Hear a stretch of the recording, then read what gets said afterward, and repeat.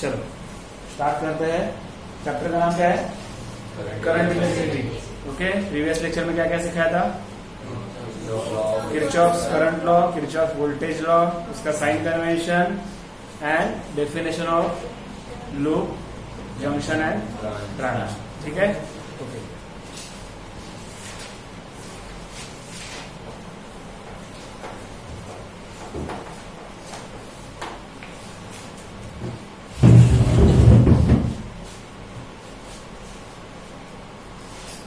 इससे का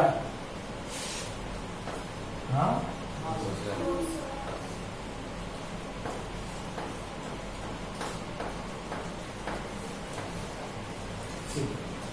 फिजिक्स में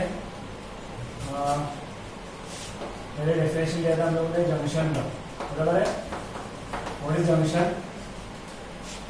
Junction is that point in the electrical circuit where more than two conductors meet. What is then branch? The continuous path between the two junction is branch. दोन junction मधला एक path त्याला काय म्हणायचं? Branch. And what is loop?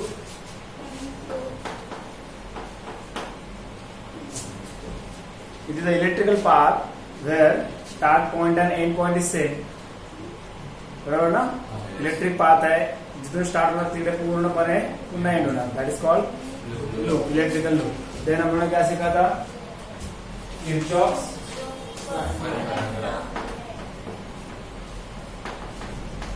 Current law.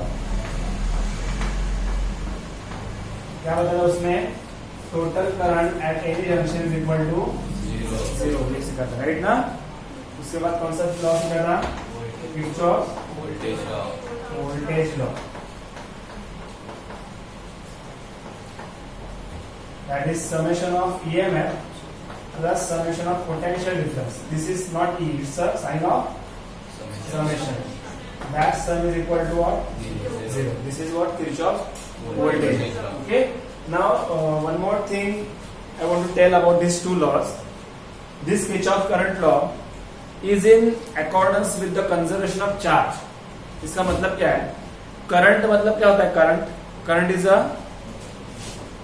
Charge flowing point time to the conductor, right? बराबर ना, उसको current बोलते हैं, बराबर है?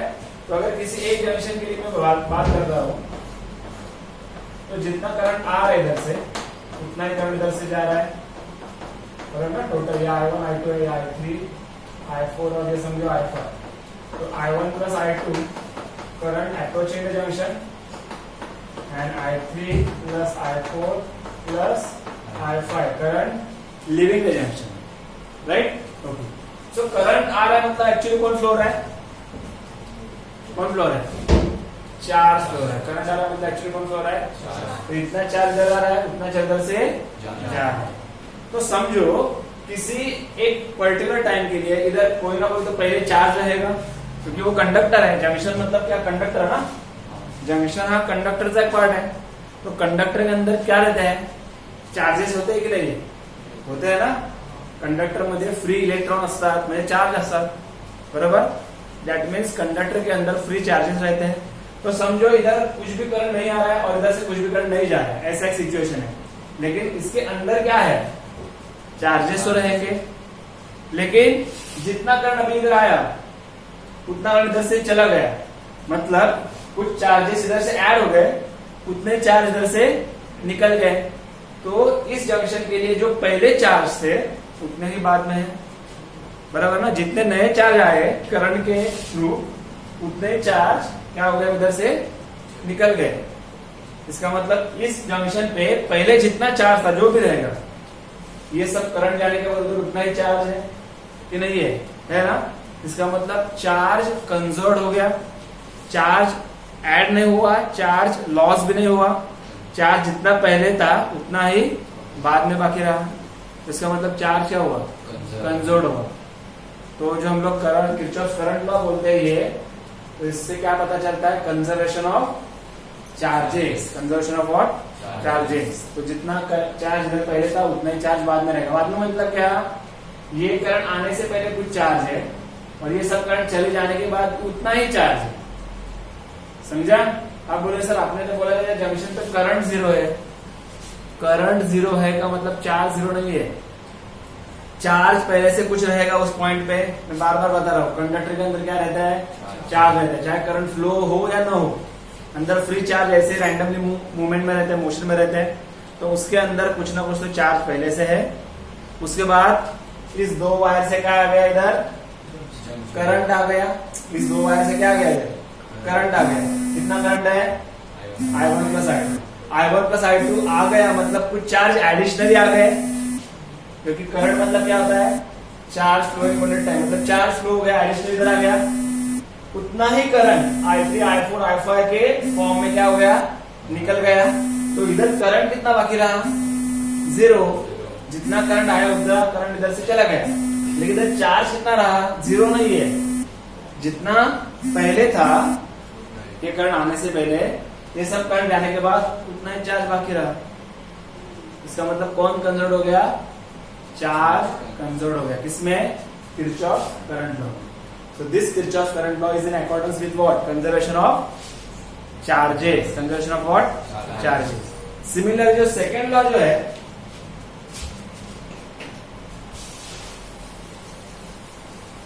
अपना जो second law है, that is accordance with the conservation of energy. क्या है वो law? Summation of EMF plus summation of potential difference is equal to 0. इसका मतलब अगर ये सर्किट की बात कर रहा हूं मैं, तो इधर कुछ रेजिस्टेंस है, ओके, इधर इसका इंटर रेजिस्टेंस है, बराबर है। तो इधर एक चार्ज है समझो, उसको कुछ एनर्जी दी गई। ये पूरे लूप की बात कर रहा हूं मैं, एक लूप के लिए बोल रहा हूं, ठीक है। ये जो ईएमएफ है, ईएमएफ क्या प्रोवाइड करता है, किसी भी चार्ज को एनर्जी देता है। उस एनर्जी की वजह से इधर का चार्ज पूरा राउंड घूम के इधर आ सकता है। अगर ये पोटेंशियल डिफरन्स नहीं रहेगा, ऐसे ओपन पॉइंट है, किसी वायर पे ओपन पॉइंट है, ओपन दोन पॉइंट आहेत वायरचे, त्यांना करंट फ्लो होईल का, त्याला काय लावावं लागेल, सेल किंवा बॅटरी लावावी लागेल ना। मग सेल किंवा बॅटरी लावल्यामुळे काय होतं ऍक्च्युअली, इकडे जे चार्ज आहे त्याला एनर्जी मिळते। त्या एनर्जीमुळे काय होतं, that charge will flow through this close circuit up to this point. That means EMF ने क्या प्रोवाइड किया, एनर्जी प्रोवाइड किया। क्या प्रोवाइड किया, एनर्जी प्रोवाइड किया, ठीक है। लेकिन अगर आप इसका पूरे लूप के बारे में देखेंगे, तो जितना ईएमएफ इधर है, जितना पोटेंशियल डिफरेंस इधर है, सबका एडिशन क्या हो रहा है, जीरो। मतलब उसके इस लूप में कुछ ओरिजिनली कुछ एनर्जी है समझो, वो एनर्जी में कुछ फर्क नहीं हो रहा है। आपने इसको ईएमएफ को ऐड किया, पोटेंशियल डिफरेंस ऐड किया, पोटेंशियल सब ऐड करके आंसर कितना आ रहा है, जीरो। तो इस वायर के अंदर पहले जितना एनर्जी था उतना ही बाद में है। अब बोलो से इससे एनर्जी बढ़ेगा, इससे एनर्जी बढ़ेगा, इससे एनर्जी भी बढ़ेगा, लेकिन ओवरऑल एडिशन क्या हो रहा है, जीरो है। मतलब इसके लूप के अंदर जो ओरिजिनल एनर्जी है, वो एनर्जी में कुछ फर्क हुआ क्या, नहीं। पहले जितना एनर्जी था उतना ही बाद में एनर्जी। अगर कुछ एनर्जी ऐड हो जाता तो उनका सम जीरो नहीं आएगा, बराबर ना। आप बोलोगे सर जीरो आ रहा है, इसका मतलब क्या, इसका मतलब आप इधर कितना भी ईएमएफ ऐड करो, कितना भी रेजिस्टेंस ऐड करो या पोटेंशियल डिफरेंस ऐड करो, तो वो सब प्लस माइनस होके उसका आंसर कितना आता है, जीरो आता है। इसका मतलब उस लूप के अंदर जो पहले एनर्जी रहेगा खुद का, उस एनर्जी में कुछ ऐड नहीं हुआ, ऐसे उस एनर्जी से कुछ कम नहीं हुआ। जितना पहले एनर्जी था उस सर्किट में या लूप में, उतना ही ये सब ऐड करने के बाद उतना ही एनर्जी है। तो टोटल एनर्जी पहले था उतना ही बाद में, उसको बोलते हैं conservation of what, energy. Conservation of energy, इसका मतलब किरचॉफ करंट लॉ किसके थ्रू चलता है, conservation of charge. Kirchhoff voltage law किसके थ्रू चलता है, कंजर्वेशन ऑफ एनर्जी। याद रखो, समझा ना ये मतलब, ये ईएमएफ मतलब एनर्जी होता है, लेकिन सब एनर्जी का एडिशन जीरो आ रहा है। मतलब एनर्जी जीरो ऐसे नहीं है, ये हम लोगों ने खुद कुछ ऐड किया है ना उसमें, तो एडिशन का कुछ इफेक्ट नहीं है, इफेक्ट जीरो हो रहा है। मतलब पहले जितना एनर्जी बाद में उतना एनर्जी, एडिशनल एनर्जी का इफेक्ट जीरो है, समझा। So this is known as conservation of energy, understood, ठीक है, okay. Now next point, Wheatstone network. मैंने आपको कुछ बताया था पहले, आपको याद है, इस चैप्टर में से जो स्टेप्स है, जो सेक्शन है, उसके बारे में कुछ बताया था मैंने, बताया था ना। मैंने बोला था कि पहले Kirchhoff current law, voltage law एक सेक्शन है, बराबर है। उसके बाद Wheatstone network, metre bridge and Kelvin's method, ये दूसरा सेक्शन है, ठीक है। तो हम लोग दूसरे सेक्शन को स्टार्ट कर रहे हैं, ओके। चलो, व्हीटस्टोन नेटवर्क मतलब क्या होता है, तुझे व्हीटस्टोन नेटवर्क मतलब क्या होता है, एक 4 वायर है समझो मेरे पास, उस वायर से क्या फॉर्म हो गया, क्वाड्रिलैटरल फॉर्म हो गया, एक चौकोन तैयार झाला ना, 4 वायर में ऐसे जोड़ ले, ओके। अभी मैं क्या कर रहा हूँ, हर एक वायर के अंदर क्या ऐड कर रहा हूँ, इसको क्या बोलते हैं, रेजिस्टेंस ऐड कर रहा हूँ। हर एक वायर के अंदर मैंने क्या किया, रेजिस्टेंस ऐड किया, ओके। इस रेजिस्टेंस का नाम Q रखा, P रखा, इसका नाम Q रखा, इसका नाम S रखा, इसका नाम R रखा। मेरे समझ में आ रहा है क्या बोल रहा हूँ मैं, ठीक है। जस्ट मैं आपको इंट्रोडक्शन दे रहा हूँ व्हीटस्टोन नेटवर्क, ठीक है। अभी मैंने क्या किया, इस 2 पॉइंट, इसको नाम A दिया, इसको नाम मैंने B दिया, इसको C नाम दिया, इसको नाम D दिया। मतलब उसके वर्टेक्स के पॉइंट क्या है, A B C D। Vertex समझता है ना किसी भी डायग्राम के। अभी A एंड C के बीच में मैंने एक सेल लगा दिया, क्या लगा दिया मैंने, इधर एक सेल कनेक्ट कर दिया, ओके। और B एंड D के बीच में गैल्वेनोमीटर मैंने कनेक्ट कर दिया। B एंड D के बीच में क्या है, गैल्वेनोमीटर। ये आपको दिख रहा है ना डायग्राम, इसको व्हीटस्टोन नेटवर्क बोलते हैं। क्या बोलते हैं, व्हीटस्टोन नेटवर्क या व्हीटस्टोन ब्रिज भी बोलते हैं। ब्रिज मतलब कैसे, ये हाफ पार्ट, ये हाफ पार्ट, उसको ज्वाइन कर रहा है। ब्रिज मतलब ज्वाइन करने वाला ना, तो ये आधा पार्ट, ये आधा पार्ट को ज्वाइनिंग हो रहा है, उसको ब्रिज भी बोल सकते हैं, ठीक है। तो ये ब्रिज का मेन यूज क्या है, या ब्रिज का मेन प्रिंसिपल क्या है। तो अगर इस व्हीटस्टोन नेटवर्क के प्रिंसिपल के हिसाब से ये जो 2 आर्म्स है B एंड D या फिर A एंड C, ये इंटर कन्वर्टेबल है। मतलब जो मैंने B एंड D में कनेक्ट किया है एंड जो मैंने A एंड C में कनेक्ट किया है, उसको उल्टा कर देंगे। मतलब अगर B एंड D में मैं अगर सेल लगाता हूं एंड A एंड C में क्या लगाता हूं, मैं गैल्वेनोमीटर लगाता हूं। इधर क्या किया मैंने, A एंड C के बीच में क्या लगाया है, cell, and B and D के बीच में क्या लगाया है, गैल्वेनोमीटर। अगर मैं उल्टा कर देता हूँ, A एंड C के बीच में क्या कनेक्ट करता हूँ, galvanometer, and B and D के बीच में क्या कनेक्ट करता हूँ, सेल, तो भी इस ब्रिज पे, इस नेटवर्क पे कुछ चेंज नहीं मिलेगा। ऐसे कनेक्शन करो या B एंड D के अंदर सेल कनेक्ट करके A एंड C के बीच में गैल्वेनोमीटर कनेक्ट करो, दोनों का मतलब सेम होता है। तो ऐसे आर्म को A and D and A and C and B and D, इस आर्म को बोलते हैं कॉन्जुगेट आर्म। क्या बोलते हैं, ये जो आर्म है ना, A to C या B to D, ये उनको एक्सचेंज करने के बाद भी कुछ फर्क नहीं होता है। तो A to C and B to D के आर्म को क्या बोलेंगे, कॉन्जुगेट आर्म, क्योंकि उसके अंदर जो पार्ट है वो एक्सचेंज करने के बाद भी सर्किट में या नेटवर्क में कुछ इफेक्ट नहीं होता है, ठीक है। इधर तक समझा। अब ये व्हीटस्टोन नेटवर्क क्या मीनिंग क्या बता रहा है, उसका मेन यूज क्या है। जब इसमें से मैं करंट पास करता हूं पूरे इस नेटवर्क से, तो अगर B and D point equipotential है, if B and D are equipotential, equipotential का मीनिंग होता है दोनों पॉइंट का पोटेंशियल इक्वी, मतलब क्या, इक्वल, मतलब सेम।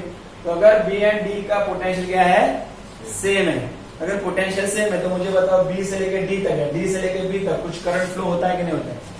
मैंने ओम्स का एक्सप्लेन करते समय बताया था, अगर किसी दो, समझो एक एग्जांपल मैंने ले लिया था, मेरे पास 2 बकेट है, 2 बादल्या आहेत त्याच्यामध्ये पाणी सेम लेवलला भरले आणि त्या दोन्ही बादल्या सेम लेवलला ठेवून त्याला पाईपने जॉईन केलं, तो कौन से बकेट में से कौन से बकेट तक पानी फ्लो होगा।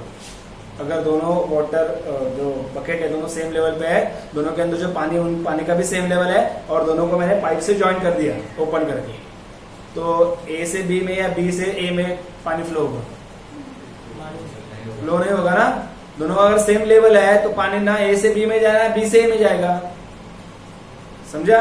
लेकिन समझो A का लेवल मैंने हाई कर दिया, B का लेवल लो कर दिया, अभी पाइप से ज्वाइन कर दिया, तो पानी किधर से किधर जाएगा, A से B में, बराबर है। और ज्यादा डिफरेंस बढ़ाया तो थोड़ा स्पीड बढ़ेगा ना फ्लो होने का, डिफरेंस कम क्या है, स्पीड कम होगा या फ्लो कम होगा, बराबर है। इसका मतलब जब तक हम लोग डिफरेंस बनाते नहीं है 2 लेवल पे, 2 पॉइंट पे, तब तक वाटर फ्लो नहीं होता। वैसे ही जब तक कंडक्टर के 2 पॉइंट के बीच में पोटेंशियल डिफरेंस नहीं आता है, तब तक करंट फ्लो नहीं होता है, बराबर है। इसका मतलब पोटेंशियल डिफरेंस चाहिए किसके लिए, करंट फ्लो होने के लिए। करंट फ्लो होने के लिए क्या चाहिए, 2 पॉइंट के बीच में पोटेंशियल डिफरेंस चाहिए, बराबर है।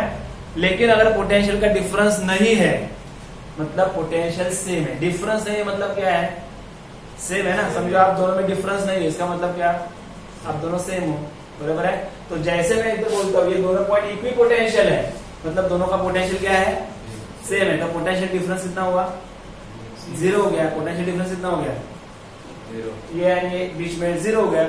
तो मुझे बताओ बी से लेकर डी तक या डी से लेकर बी तक करंट फ्लो होगा क्या, लेवल सेम है ना, अभी पोटेंशियल से मतलब लेवल से पानी फ्लो होता है क्या, नहीं, वैसे करंट फ्लो होगा क्या, नहीं। तो जब बी एंड डी दोनों पॉइंट क्या है, इक्वी पोटेंशियल है, मतलब दोनों में पोटेंशियल डिफरेंस 0 है, तब ये लॉ बोलता है या व्हिटस्टोन नेटवर्क बोलता है कि इन दोनों, ये दो आर्म है ना, इन दोनों का रेशियो या P/S एंड ये जो दो आर्म है इन दोनों का रेशियो, ये दोनों रेशियो क्या आता है, इक्वल आता है।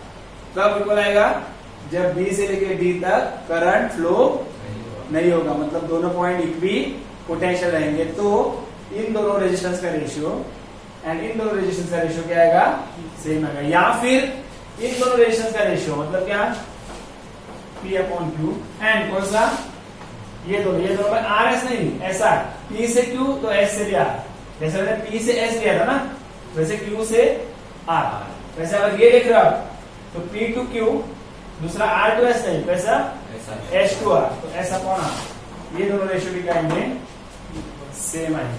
तो ये जो रूल है, ये जो कंसेप्ट है कि जब B से लेकर D तक करंट 0 फ्लो हो रहा है, तो P/S = Q/R, इसको बोलते हैं व्हिटस्टोन नेटवर्क का बैलेंस कंडीशन। क्या बोलेंगे, व्हिटस्टोन नेटवर्क का balance condition. What is balance condition of Wheatstone network, whenever the point B to D current is 0, then the ratio of the resistances, ये ratio and ये दूसरा ratio, the ratio of the resistances are equal. So this is known as a balance condition of which network, कौन सा network ये है, व्हिटस्टोन network. अरे समझा, okay, जरा एक बार पढ़ो, व्हिटस्टोन नेटवर्क दिया रहेगा ना आपके टेक्स्ट बुक में,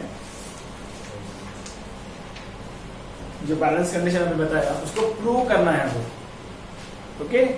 जब IG is equal to 0, IG मतलब क्या, current through the galvanometer, galvanometer से फ्लो होने वाला करंट, अगर वो 0 है तो आपका जो रेजिस्टेंसेस के रेशियो है, दो ब्रिज मतलब दो आर्म्स में, PQ एक साइड हो गया, RS एक साइड हो गया, या फिर PQ एक साइड हो गया, RS दूसरा साइड हो गया, समझा। ऐसे दो आर्म का रेजिस्टेंस का रेशियो जो है वो क्या है, सेम आएगा। वो हम लोग को प्रूव करना है। वो प्रूव करने के लिए हमारे पास Kirchhoff voltage law, Kirchhoff current law का बेस है, उसका यूज करना पड़ेगा, ठीक है।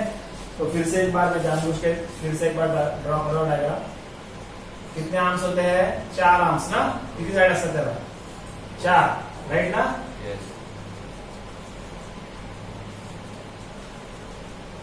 ह्याला नाव काय दिलंय बघा, पुन्हा एकदा तुमच्या टेक्स्टबुक प्रमाणे जायचं मला। ह्याचं नाव काय दिलंय, P, इसका नाम Q, इसका नाम R, ठीक है।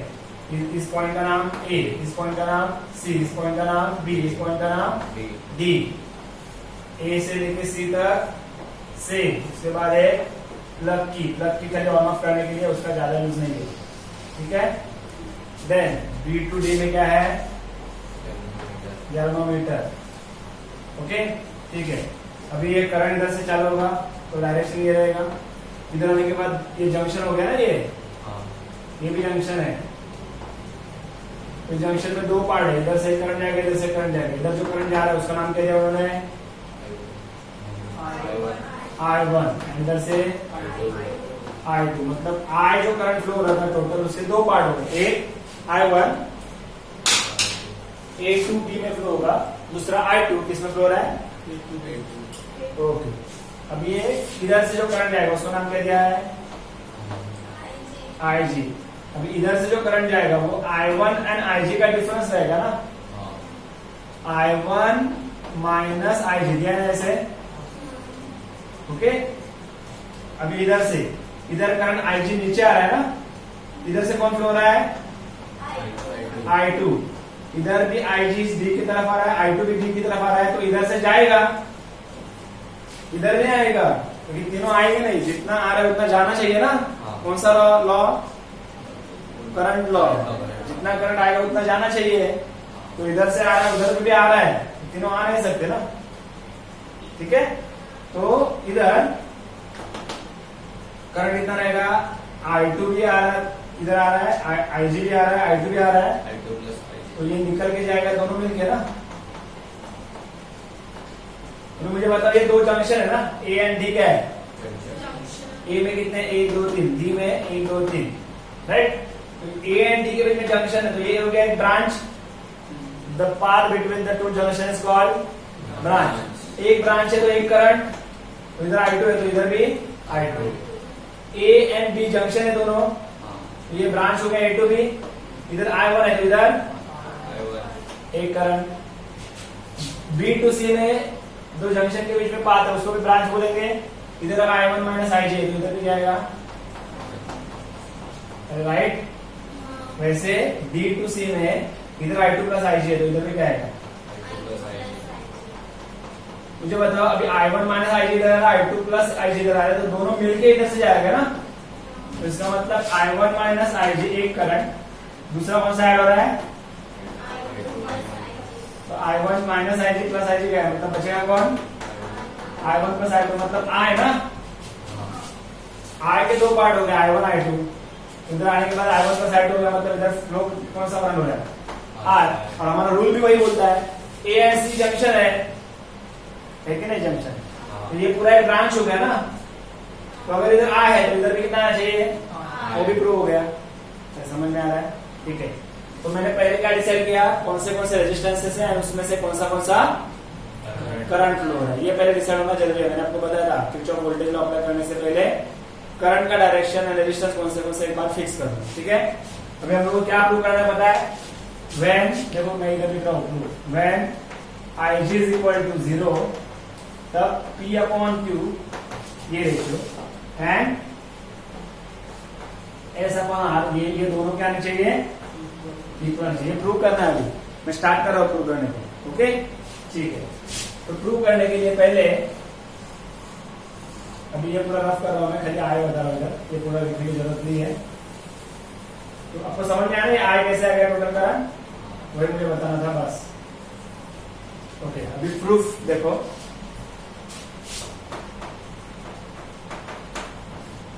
ठीक है,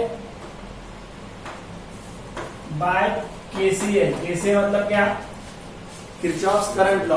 किरचॉफ्स करंट लॉ के हिसाब से I का दो पार्ट हो गए ना, इसका मतलब I towards the junction, I1 plus I2 flowing away from the junction, the current flowing towards the junction is equal to current flowing away from the junction, so I is equal to I1 plus I2। ये कौन से law के हिसाब से आया, Kirchhoff's current law. ये याद रखो, जैसे स्टेटमेंट याद रखो, ये स्टेटमेंट से हम लोगों ने करंट डिसाइड किया ना अभी।